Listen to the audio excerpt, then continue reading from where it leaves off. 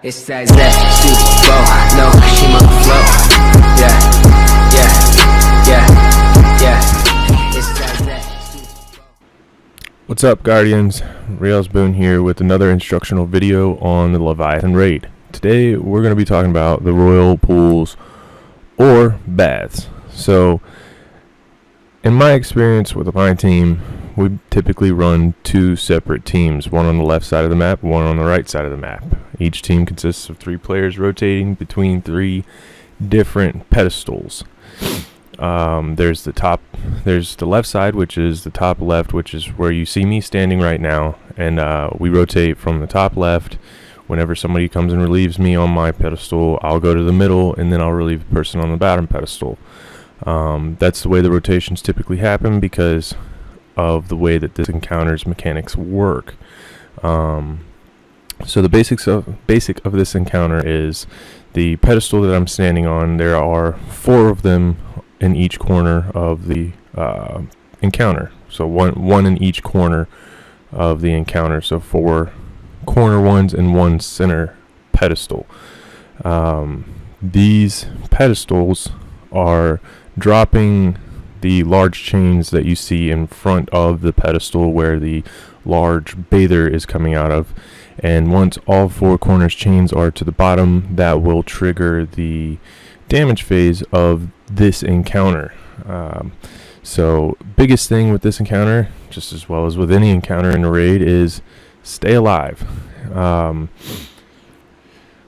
The rotation basis of the encounter is pretty straightforward and simple. Is the designated middle person at the beginning of the encounter typically goes to the top because that's where the big bathers come out of their spawn first, and then by the time that the original top plate person gets to the bottom to relieve the bottom person, that bather on the bottom will have spawned on the bottom.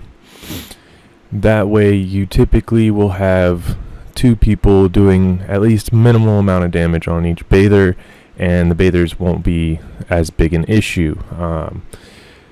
That being said, whenever you come to say a challenge mode or anything like that, it becomes incrementally harder due to the fact that you're not going to have 2 people on the platform helping with the bathers during those times. So as you can see through the video, it's just a simple back and forth kind of game.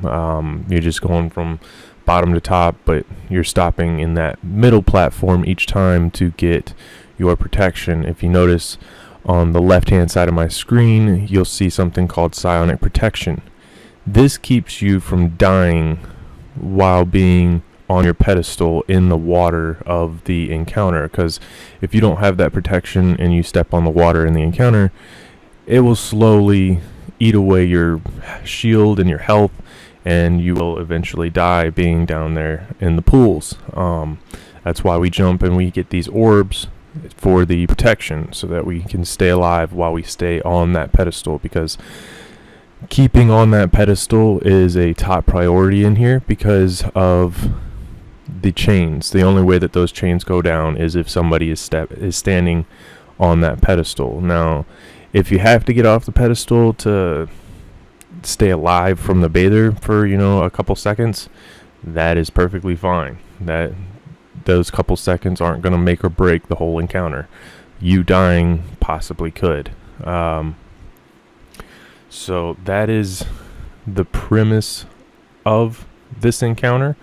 I'm going to talk a little bit about how the prestige raid and the encounters, or the challenge mode. I already hit on the challenge mode a little bit. Was you're gonna essentially only have 1 person at each pedestal at any given time. That's because during the challenge mode, as you can see in the middle, there's a big pool in the middle. The challenge mode is there has to be somebody inside of that pool at all times and can't come off of the water in that middle pool. So your person that rotates is each side is staying in that pool until the other side's rotating person gets to that pool, and then you can go relieve one of your players on that side, on your side.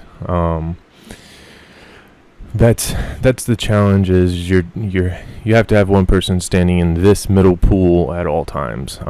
The prestige raid, not as difficult as the challenge. It's essentially after each damage phase, your 4 people are going to be shown a specific symbol corresponding to a symbol within the encounter area. The 4 corners, once they see those symbols, they go run and they jump on those platforms, and that starts the next ads phase, and you just keep rolling from there. It's not that difficult. It just kind of shakes up the sides, so if you're not used to one side or another, you could possibly get a little flustered because you're going to a side that you're not comfortable with. As you can see in the videos, I'm switched sides. I'm now on the right side of the encounter to kind of give you a visual of what happens and how the rotation for each side happens. A little bit later in the video, you'll be seeing the damage phase and how we typically run our damage phase. It's all very communication based. Once I get down to this platform, I'll tell the person on this platform, hey, you're good to go. That way we both have a knowledge that somebody is going to be on that platform, and they're not going to leave the platform open, because if you leave it open, then that chain winds up going back up to the ceiling. And if you take too long in this process of getting the chains to come down from the ceiling, it could wipe the whole raid, because there's, I call them chandeliers in the center room. They're purple crystals that show up once you start the encounter. If those get down into the pools that they are above, that will essentially wipe your raid because you took too long to get to the damage phase. Those crystals are an important piece of this encounter, because those are what you will be doing damage to. So you will see those later in this video, and you'll understand what I mean by crystal purple chandeliers. As I'm running in, you might get a glimpse of the chandeliers hanging. There's 3 sets of 3. There's 2 on one side of the room, and there's 1 on the back side of the room. As I said, communication is key. Communication is key throughout the whole raid. So, leading up to the damage phase of this, as you guys can see, that ring in front of me on the pedestal, there is actually a locking mechanism that you'll see start moving up, and you'll hear a gong sound typically while you're in the raid, and that indicates that you're starting your damage phase. These are the crystals I was talking about earlier in the video, the crystal chandeliers. You have to break all 9 crystal chandeliers to end the encounter. So while you're in here, in order to do damage to the crystals in the center room, you have to be on the center circle pedestal in order to do any damage. Otherwise, it'll tell you you're immune. As you can see right now, it's telling me I'm immune because I'm not fully on that center circle. Things that me and my team use is the Stormcaller Warlock can reach the crystals, the Voidwalker Warlock can throw their Void Bomb, the Gunslinger Hunter can shoot, and then the Solar Class for Titans can throw their hammers, and then using all of your heavy ammo to break crystals. You can typically get the majority of the crystals down that first damage phase. Sometimes if you're good enough to do it, you can get all the crystals. Most of the time we take caution and get them all in 2 phases, because the way that I typically run my teams through is you'll have 3 to 4 people doing damage to the crystals and 2 people on the outside taking care of ads, which you'll see me doing during this portion of the video. I'm sticking to the outside, letting the guys do their damage to the crystals. I'm taking care of the bathers that spawn, making sure that they're not getting killed while doing damage to the crystals. This is why most of the time it takes 2 phases for my teams to get through, because you don't have 6 people doing damage to the crystals.